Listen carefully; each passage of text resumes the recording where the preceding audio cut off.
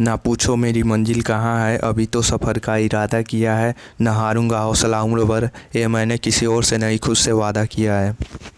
तो चलिए दोस्तों, इसी के साथ इस वीडियो को शुरू करते हैं। दोस्तों आज की इस वीडियो में जानेंगे रेलवे एनटीपीसी को 90 दिनों में ही कैसे क्वालिफाई करें, कैसे पास करें, उस काबिल कैसे अपने को बना ले कि हम 90 दिनों के अंदर उस काबिल अपने आप को कैसे बना ले कि हम 90 दिनों के अंदर ही उस एग्ज़ाम को क्वालिफाई करने के लिए हम तैयार हो जाएँ।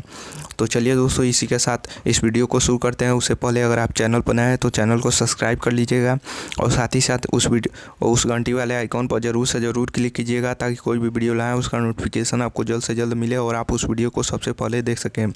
दोस्तों सबसे पहले आपको रेलवे एनटीपीसी एग्ज़ाम देने से पहले सबसे पहले आपको पता होना चाहिए कि रेलवे एनटीपीसी की वैकेंसी कितनी है। तो दोस्तों सबसे पहले नंबर ऑफ़ वैकेंसी की बात की जाए तो 35,208 पोस्ट रेलवे एनटीपीसी के लिए है। 10,600 जिसमें से 10,603 अंडर ग्रेजुएट मतलब 10+2 वालों के लिए है और 24,605 वैकेंसी ग्रेजुएट पोस्ट वालों के लिए है। दोस्तों सबसे पहले आपको पता होना चाहिए कि मिनिमम क्वालिफाइंग मार्क क्या है। अगर कैटेगरी वाइज बात की जाए तो जनरल के लिए 40% मिनिमम क्वालिफाई मार्क होना चाहिए और ईडब्ल्यूएस के लिए 40%, ओबीसी के लिए 30%, एससी के लिए 30%, एसटी के लिए 25%। दोस्तों आपके मन में एक अंदर से सवाल चल रहा होगा कि मैं रेलवे ग्रुप डी का एग्ज़ाम नहीं कर सका तो रेलवे एनटीपीसी का एग्ज़ाम कैसे मैं पास कर लूँगा। दोस्तों सबसे पहले इस भ्रम को तोड़ना होगा। सबसे पहले आपको इस भ्रम को तोड़ना होगा। दोस्तों कोई भी काम नामुमकिन नहीं है। अगर आप दिल से और पूरी मेहनत से करें तो कोई भी काम नामुमकिन नहीं है। दुनिया में सब कुछ पॉसिबल है दोस्तों सबसे पहले आपको अंदर एक मोटिवेशन रखना होगा कि मैं ही कर पाऊँगा, मेरे सिवा कोई नहीं है जो रेलवे एनटीपीसी का एग्ज़ाम कर सके। दोस्तों सबसे पहले मैं आपको एक एग्जांपल देना चाहता हूँ। दोस्तों मान लीजिए मुझे आलू चाहिए और मुझे पहले से ही पता है कि आलू 100 रुपये किलो ही मिलेगा, 150 रुपये किलो मिलेगा। मुझसे कहाँ मेरे पास उतना पैसा है कि मैं 1 किलो आलू ले सकूँ। दोस्तों सबसे पहले आपको बाज़ार निकलना ही होगा, क्योंकि क्या पता कि बाज़ार में आपको 5 रुपये किलो ही आलू मिले। आप पहले से ही जान रहे हैं कि 100 रुपया किलो मिलेगा, मुझे 1 किलो आलू मैं नहीं खरीद सकता हूं, तो आप नहीं खरीद सकेंगे। दोस्तों कभी भी आप कोई भी काम नहीं कर सकेंगे। आपको सबसे पहले आपको एक आपके अंदर मोटिवेशन होना चाहिए कि मेरे सिवा कोई भी नहीं कर सकता। दोस्तों ऐसा मोटिवेशन नहीं कि पढ़ाई करें ही नहीं और कहें कि मेरे सिवा कौन करेगा। जैसे कि बहुत सारे, अगर आप बढ़िया से तैयारी कर दे रेलवे एनटीपीसी के तो बहुत सारे ऐसे बच्चे होंगे जो फॉर्म भरते ही जान गए होंगे कि मेरा सिलेक्शन होगा, लेकिन वो पढ़ाई कर ही नहीं रहे हैं, तो उनका सिलेक्शन कैसे हो सकता है। सबसे पहले आपको कड़ी मेहनत करनी होगी। मैं आपको कुछ बताऊंगा, जो आपको पॉइंट बताऊंगा उस पर आपको ज़्यादा ध्यान देना होगा। तो चलिए शुरू करते हैं। दोस्तों सबसे पहले आप सभी का सिलेबस पता कर लीजिए कि रेलवे एनटीपीसी में का सिलेबस क्या है, मैथ का क्या है, रीजनिंग का क्या है, जीएस का क्या है सिलेबस पूरा उसका पता कर लीजिए।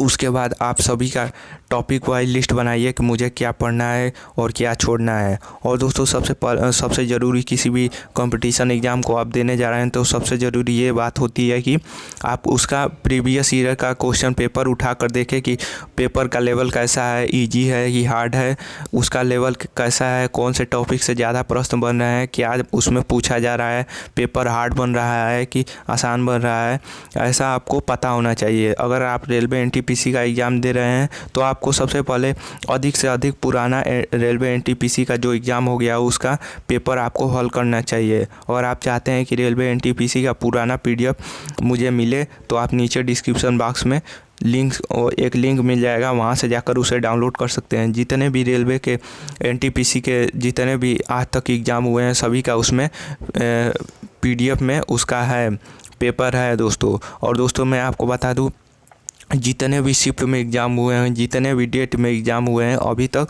उस सभी का आपको पेपर उस डिस्क्रिप्शन बॉक्स में लिंक मिलेगा, वहाँ से आप जाकर उस पीडीएफ को डाउनलोड कर सकते हैं। तो चलिए अगले पॉइंट की तरफ बढ़ते हैं।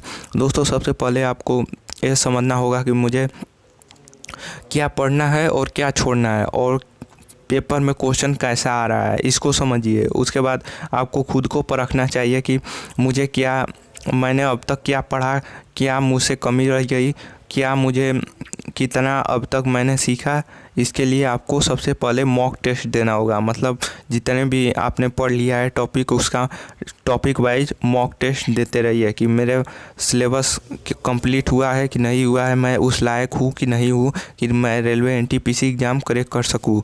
तो सबसे पहले आपको ये परखना होगा कि आपने क्या सीखा, क्या अब तक आपका तैयार है, क्या आपका कौन सा टॉपिक स्ट्रॉन्ग है, कितना मजबूत है। दोस्तों सबसे पहले अगर आप सफलता चाहते हैं तो सफलता का मतलब ही होता है हार्ड वर्क।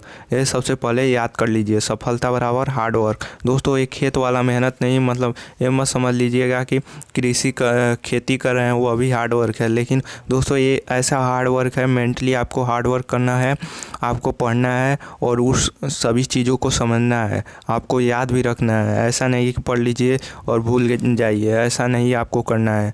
आप 2 ही घंटा पढ़िए लेकिन अच्छे से पढ़िए।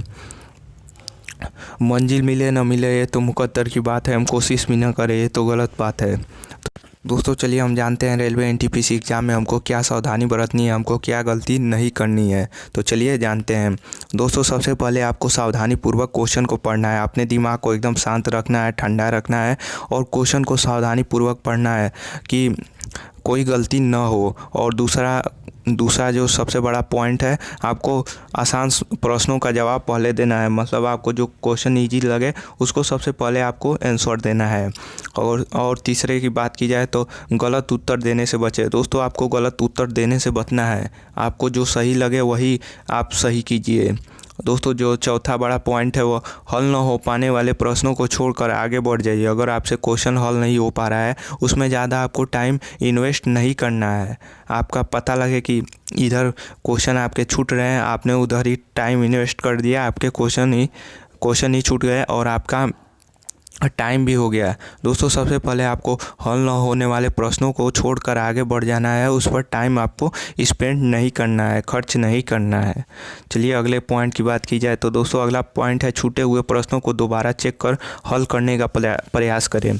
दोस्तों आपके जो प्रश्न छूट रहे हैं, जो आपके समय बच रहे हैं, उसमें प्रश्न जो जिस प्रश्न को आपने छोड़ दिया है उसको आप दोबारा हल करने का प्रयास कीजिए। दोस्तों अगला पॉइंट है गलत उत्तर देने से बचे। मतलब आपको गलत उत्तर देना ही नहीं है, इसमें निगेटिव भी मार्किंग है। दोस्तों और चौथा जो सातवां सबसे बड़ा पॉइंट है दोस्तों, समय का ध्यान रखें। आपको सबसे पहले समय का ध्यान रखना ही होगा। मतलब पता लगे कि 10 क्वेश्चन करें और 1 घंटा बीत गया। दोस्तों आपको सबसे पहले समय का ध्यान रखना होगा, बहुत ज़्यादा समय का ध्यान रखना होगा।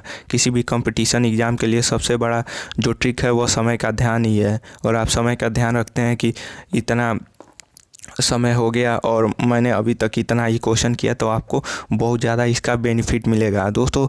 और नेक्स्ट पॉइंट की बात की जाए तो सर्वश्रेष्ठ प्रदर्शन बराबर कड़ी मेहनत होता है। अगर आप सर्वश्रेष्ठ प्रदर्शन करना चाहते हैं तो आपको कड़ी मेहनत ही करना होगा, उसके सिवाय कोई रास्ता नहीं है दोस्तों, कुछ दूसरा रास्ता नहीं है।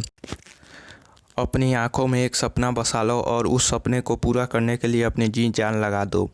दोस्तों सबसे बड़ा मोटिवेशन यही होता है कि अगर आप कोई सपना देख रहे हैं तो उसे नींद में न देखें, खुले आँखों से देखें, उसे पूरा करने का प्रयास करें।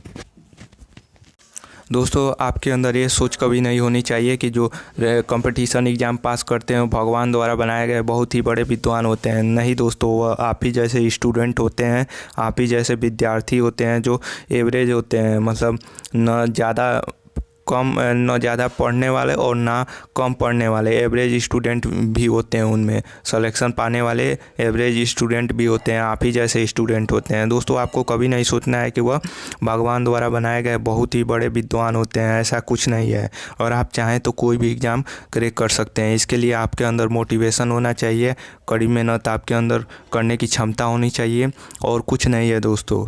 कोई भी आप एग्ज़ाम क्रैक करना चाहते हैं, कोई बड़ी बात नहीं है, आप कि ईजिली क्रैक कर सकते हैं। इसके लिए कुछ नहीं करना है, बस आपको पढ़ते रहना है और क्या पढ़ना है वह हमको डिसाइड करना है।